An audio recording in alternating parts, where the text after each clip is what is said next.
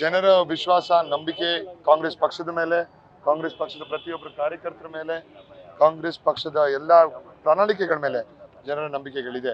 ನುಡಿದಂತೆ ನಡೆಯುತ್ತೇವೆ ಅಂತ ಬಹಳ ಸ್ಪಷ್ಟವಾಗಿ ಜನಕ್ಕೆ ತಿಳಿದಿದೆ. ಸುಳ್ಳು ಭರವಸೆಗಳು, ಸುಳ್ಳು ಹೇಳ್ಕೊಂಡು 10 ವರ್ಷ ನಡೆಸ್ತಿರೋರನ್ನ ಜನ ನಂಬೋದು ಕಮ್ಮಿ ಮಾಡಿದ್ದಾರೆ.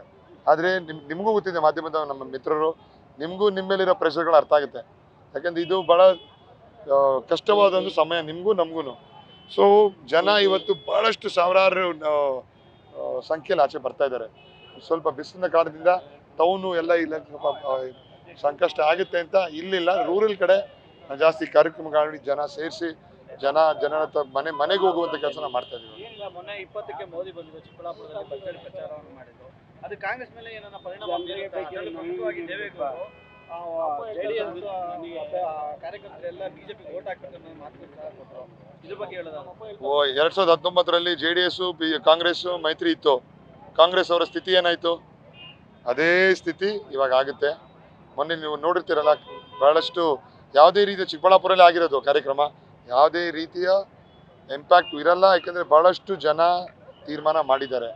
ಕಾಂಗ್ರೆಸ್ ಪಕ್ಷಕ್ಕೆ ಸಿದ್ದರಾಮಯ್ಯ ಸಾಹೇಬ್ರ, DK ಶಿವಕುಮಾರ್ ಸಾಹೇಬ್ರ ಕಾಂಗ್ರೆಸ್ ಪಕ್ಷಕ್ಕೆ ಶಕ್ತಿ ಕೊಟ್ಟರೆ ದೇಶದಲ್ಲಿ ಉದ್ಧಾರ ಆಗುತ್ತೆ ಅದು ಜನಕ್ಕೆ ಗೊತ್ತಾಗಿದೆ. ಬಿಜೆಪಿ ಕ್ಯಾಂಡಿಡೇಟ್ಗೆ ಅಲ್ಲಿ ಬಿಜೆಪಿ ಪಕ್ಷದ ಮುಖಂಡರೇ ಒಳ್ಳೆಟ್ಟು ಕೊಟ್ಟು ಸೋಲಿಸ್ತಾರೆ ಅನ್ನೋ ಮಾತಿದೆ ಸರ್. 8 ಕ್ಷೇತ್ರಗಳಲ್ಲೂ ಗೋಬ್ಯಾಕ್ ಅಭಿಯಾನಗಳು ಬಿಜೆಪಿ ಪಕ್ಷದವರೇ ಮಾಡಿದ್ದಾರೆ. ಯಾವುದೇ ರೀತಿಯ ವಿರೋಧ ಇದ್ರೂ ಅವ್ರ ಪಕ್ಷದಲ್ಲೇ ಮೊದಲನೇ ಇದೆ. ಸೊ ಇದನ್ನ ಜನ ಆಗಲೇ ನೋಡಿದ್ದಾರೆ, ಜನ ತಿಳಿದಿದ್ದಾರೆ. ಬೇರೆ ಪಕ್ಷಕ್ಕೆ ಬೇರೆ ಬೇರೆ ಕ್ಷೇತ್ರದಲ್ಲಿ ಆ ವಿಷಯಗಳು ಬೇರೆ ಇರುತ್ತೆ.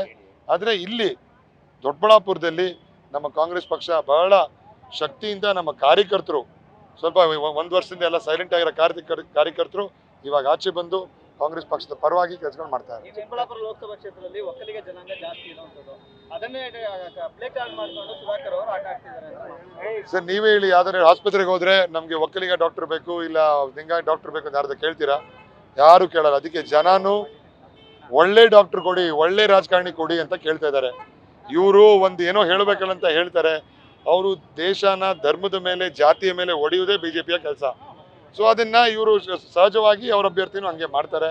ಜನ ಅದನ್ನೆಲ್ಲ ನೋಡಲ್ಲ.